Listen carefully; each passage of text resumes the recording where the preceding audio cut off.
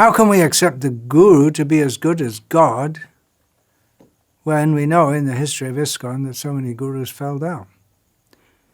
This was a question put to me by one of my disciples in America from a non-Indian Hindu background,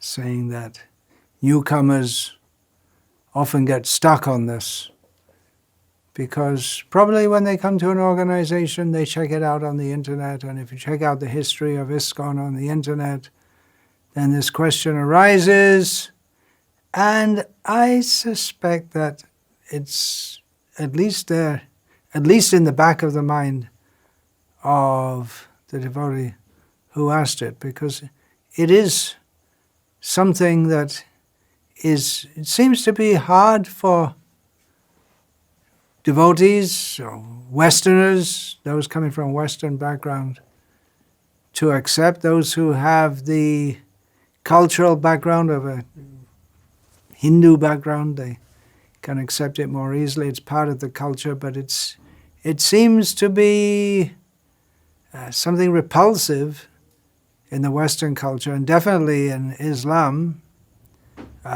They don't like the idea of anyone being bowed down to or anyone worshipped apart from Allah.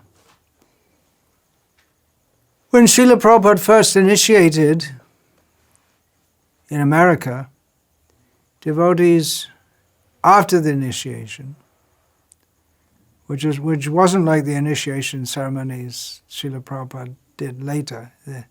The devotees were really, really what we would call very neophyte nowadays. Umapati, one of the first initiates, said he was initiated in New York in 1966. He had long hair and a beard, was wearing a t-shirt and some old Levi's that had been cut down into shorts, and I doubt if they'd taken a bath and they didn't have tea. Maybe they didn't have tea, like whatever. They were chanting 16 rounds and following four regular principles, to at least to some extent. So they asked Srila Prabhupada, well, what is it, after it was over, they should have asked before, what does it mean, initiation? And Srila Prabhupada replied, it means that you accept the Guru as good as God. And that was the reply that Prabhupada gave. And they were stunned because Srila Prabhupada before this had repeatedly said, and he repeatedly said afterwards also, that the Guru is not to be seen as God. God and the jiva are different. This was especially because at that time, I suspect it was especially because at that time, in America and other places in the West, there was some cheater from India, some cheating so-called guru, who told his followers that he is God himself, he is Krishna. Of course, the whole thing was very cheap, so they didn't take it so very seriously. They didn't have any theology behind it, which the Mayavadis, they have a different understanding of how the Guru is as good as God. But in the West, the idea isn't there at all. So the devotees were stunned, and when they asked Srila Prabhupada again, he explained that he's accepted as good as God, not that he is exactly, directly God himself, but he's accepted as good as God. And Srila Prabhupada gave the example of the viceroy in India under imperial British rule. The king rarely, I think in the whole time of British rule, the king came once. Pancham George V came to India, but otherwise the viceroy was there in Delhi, and he was treated just like the king, with all regalia, all services. He was extremely powerful, probably more than the king in England. He had more power to dictate affairs in India than the king in England in the constitutional monarchy had in London. So he was accepted as good as God, as good as the king in all respects. He was, in almost all respects, he was accepted. Any gifts that were to be given to the king were given to him with the idea that he would, especially major gifts like jewels, extremely expensive or costly jewels would be sent on to London, or they would see what would remain in India, what would go to London. But at the same time, it was understood that although he was treated as good as the king, he's not the king, he's a servant of the king. First of all, those who have a problem with this should accept that the Guru is to be accepted as good as God. We sing every day, Sakshad Haridvena Samasta Shastrair Uktastata Bhavyata Eva Sadbi Kintu Prabhoyah Priya Eva Tasya Vande Guru Shri Charanarvindam. We offer prayers at the lotus feet of the Guru, who is accepted to be directly as good as God. This is the version of all the scriptures, but at the same time understood that to be accepted as good as God because very dear to God. This is accepted in all sampradayas, all in India, whether they be Vaishnava, non-Vaishnava, yoga sampradayas. That idea is there. And of course, the father and mother are to be accepted as good as God. The king is to be accepted as good as God, inasmuch as they represent God. The husband, Pati Parameshvara, that saying is still there, commonly in India, that the husband is to be seen as God. Atiti Narayana, a guest, is to be accepted. A guest in the house is to be accepted as, treated as Narayana. How does this work? What does it mean? Krishnadas Kaviraj Goswami opens his Chaitanya Charitamrita with the Mangalacharan, in which the very first words of Chaitanya Charitamrita are Vande Gurun, offering obeisances to the Gurus. And then, after giving a series of verses, almost all in Sanskrit, of offering respects to the members of the Panchatattva, specifically to Chaitanya Mahaprabhu, Nityananda Prabhu, Advaita Prabhu, then he starts to explain this. And the first thing he explains is Guru Tattva. He says, Jajopi Amar Guru Chaitanya Das, Tatapi Janiye Ami Taha Prakash. Although my Guru is a servant of Krishna, I also know him to be a manifestation of Chaitanya. Actually, he says, I know my Guru is a servant of Chaitanya Mahaprabhu, but at the same time, I know that he's a manifestation of Chaitanya Mahaprabhu. He goes on to say, Guru Krishna Rupan Shastra Pramane, Guru Rupe Krishna Kripa Karen Bhaktagane. According to Srila Prabhupada uses in his translation, the deliberate opinion of all the scriptures. The Guru is the very form of Krishna, because it is in the form of the Guru that Krishna gives mercy to the devotees. So the Guru is the manifestation of Krishna's mercy. It doesn't mean that he's the Guru is creating, maintaining, and destroying millions of universes, but he is as good as God inasmuch as he represents God and channels the mercy of God in the form of instructions through the sampradaya, through the parampara, coming from Krishna. And then Krishnadas Kaviraj Goswami gives evidence from scripture. There's so many evidences from scripture in this regard. In this regard, Krishnadas Kaviraj Goswami quotes from Srimad Bhagavatam when Krishna is instructing Uddhava. Krishna says, Acharyang mang vijaniyan navamanyeta karhichit namartya buddhya suyeta sarvadeva mayo guruhu. Krishna says, one should know the Acharya as myself and never disrespect him in any way. One should not envy him, thinking him an ordinary man, for he is the representative of all the demigods. This Sarvadeva Mayo can also mean that he is the embodiment of all the previous acharyas, all the devotees, and of God himself.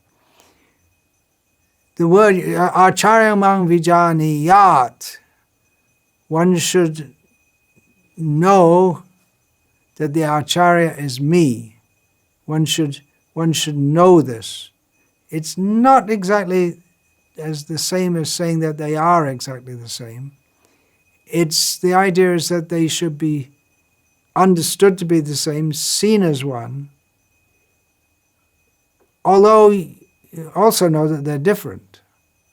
Otherwise, Acharya and Bhagavan, they would be total synonyms. But they're not. It's a matter of how we see it. It's a matter of perception. It's not that they're the same in all respects. Nevertheless, we find in the same Bhagavatam, in the same 11th canto, Guru Devatatma, which Srila Prabhupada glosses as one who sees his own spiritual master as his worshipable deity and his very soul. So that is the scriptural injunction, and you should believe what's said in the scriptures. There's the answer. Why should you accept Guru as God, even when so many fell? Because Shastra says to do so. That's the immediate answer. Yes, but so many fell. So it doesn't seem to tally. Well, as Srila Prabhupada writes in Bhagavatam, Canto 2, Chapter 9, Text 35, purport, as he says, as touchstone is rarely found, a pure devotee of the Lord is also rarely to be seen, even among millions of liberated souls. Kotishvapi Mahamune. So definitely on the standard of Srila Prabhupada, Bhakti-Siddhanta Saraswati, we're not going to find pure devotees on that level loitering on every street corner. But the Guru is still to be seen as good as God, according to what Krishna says. We have to accept it. Same point, because he represents. He's not the same person. He doesn't have the same power as God, but he represents. But who can you trust when so many fell down? Well, what does Shastra say? We have to understand through Shastra. I didn't make this up. I learned this from Srila Prabhupada, who taught us from Shastra. Who can you trust? What does Shastra say? Tasmad gurung prapadyeta jignasu shreya uttamam shabde parecha nishnatam brahmanyu pashamashrayam. Again, this is from the 11th canto of Bhagavatam. So Bhagavatam says, when one has seen that everything in this world that we call happiness is simply a cause of distress, then one should approach a guru, surrender to a guru, and ask him about one's ultimate welfare. What do I really need to do? How can I find the ultimate truth? And how can you trust? How can you know who is a guru? Again, Shastra says, someone who's completely immersed in the message of Shastra and who has taken full shelter of the Supreme by the process of parampara. So the Guru, Jadapi Amar Guru Chaitanya Das, he's a servant. He's a servant of Lord Chaitanya through the parampara system.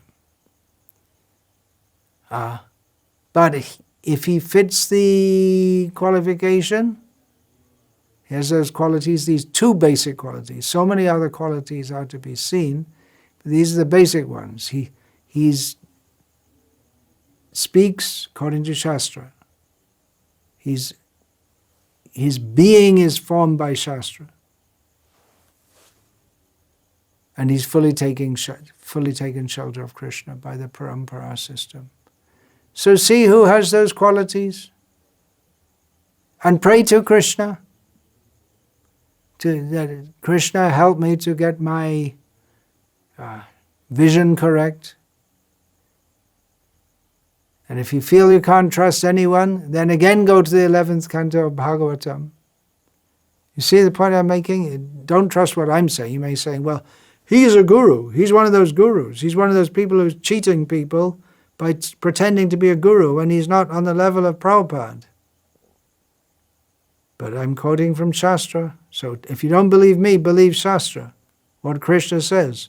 What does Krishna say if you can't trust anyone? Krishna says, Dridehamadyang sulabhang sudurlabham plavang sukalpam guru karnadharam mayanukulena nabhasvateritam puman bhavabdhim nataret sa'atmaha.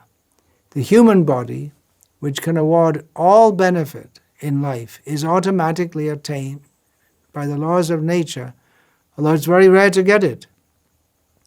The human body is like a boat which is suitable for crossing over the ocean of material existence. And the analogy is extrapolated that the guru is the expert captain for guiding the boat. The instructions of the Supreme Lord in the form of Shastra are the favorable winds which help helps the boat on its course.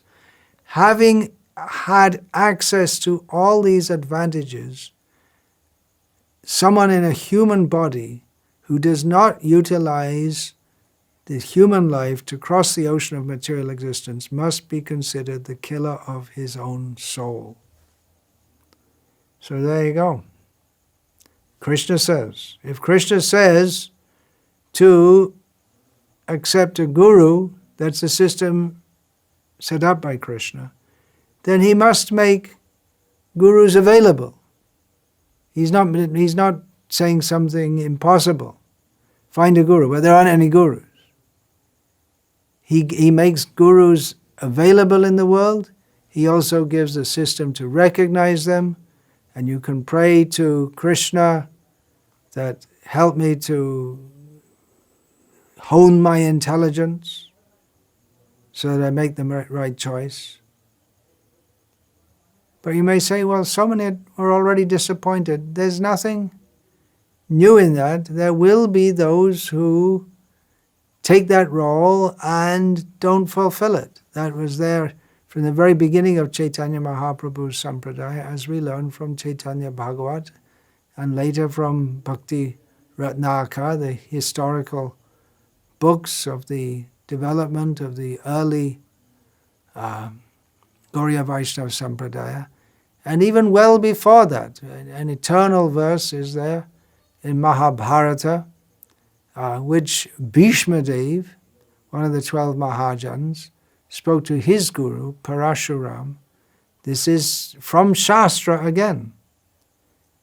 Gurur apyavaliptasya karya karyam ajanataha utpatta pratipannasya parityago vidhiyate.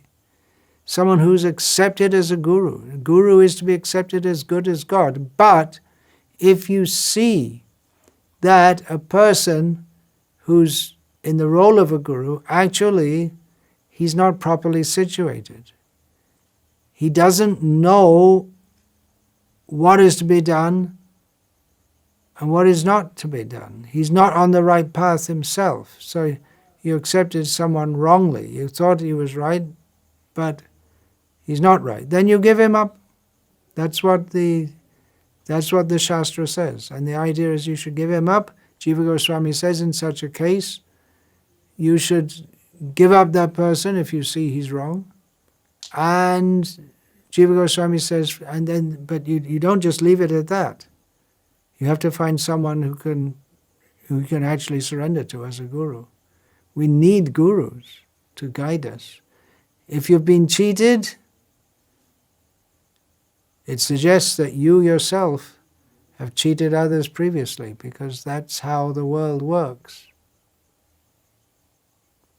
That's a tough one, isn't it? It's not my fault. Well, there's no such thing as not my fault. The presence of cheaters doesn't mean that all are cheating. Otherwise, Krishna's words, Krishna's instructions to accept a guru are meaningless. Some people have dreamed up a philosophy which they call Ritvigvad, which the idea is that, well, we can't trust anyone. Krishna says to accept a guru, but we can't find anyone around nowadays, so let's go to Prabhupada directly. But then you can go, why to Prabhupada? Why not to Rupa Goswami directly? You could say, well, the gurus, those who call themselves gurus nowadays, they're not on the level of Prabhupada. You can also look at Prabhupada if you want and say, well, he's not on the level of Rupa Goswami. And then you can say, Rupa Goswami, he's not on the level of Krishna himself, so why don't I just go direct to Krishna? Because Krishna says to accept a guru. So it's just some kind of trying to cheat Krishna, or what is that? That Krishna, I don't accept that. Well, Krishna, I accept what you say, you have to have a guru. But I don't think that there's anyone around nowadays. You've not made any provision for that, so we'll just go directly to Prabhupada. And it's a very strange idea. It seems to be a solution, but you just can't rewrite what Shastra says and what the whole tradition follows. That's the system. It's given by... If you don't like the system, well, forget Krishna consciousness, because it's an essential part of Krishna consciousness. You want to worship Krishna, but you don't like Krishna's instructions. Krishna instructs, you have to go via Guru. You can't go to God directly. By the grace of Krishna, you get a Guru, and by the grace of Guru, you get Krishna. So pray to Krishna and use your intelligence and understand what's written in Shastra and just accept what's stated there. And if someone is following teachings of Shastra, followings of the Parampara, you might not see it. Oh, he's not so great. He also eats, sleeps, maybe mates also, because it's not forbidden for gurus to be householders, to have a family and children. He may seem in our vision to be an ordinary person, but Krishna says, don't see as an ordinary person. Understand him to be as good as me. It seems to go against our intelligence, but don't think our intelligence, our secular-minded intelligence, is greater than Krishna's. We worry a lot about gross fall down, but there are other kinds of fall downs. We don't usually see them as fall down, but it really means not going up. And I'm changing the subject a little bit. But we find Chaitanya Charitamrita, and Chaitanya Charitamrita we find Chaitanya Mahaprabhu warning, not of gurus in particular, but for all Vaishnavas, that Nishidachar Kutinati Jibe Hingshan Labha Puja Pratishta Dijato Upashakagon. Nishidachar, not following the regulated principles, that is seen as a gross fall down. But you should see also that there's no, the next one said is Kutinati, or Kutniti, the diplomatic, crooked behavior. The desire for wealth, becoming a guru and to maintain your family, pay the bills, the desire to be recognized, the desire to have a prominent position. These are also contaminations.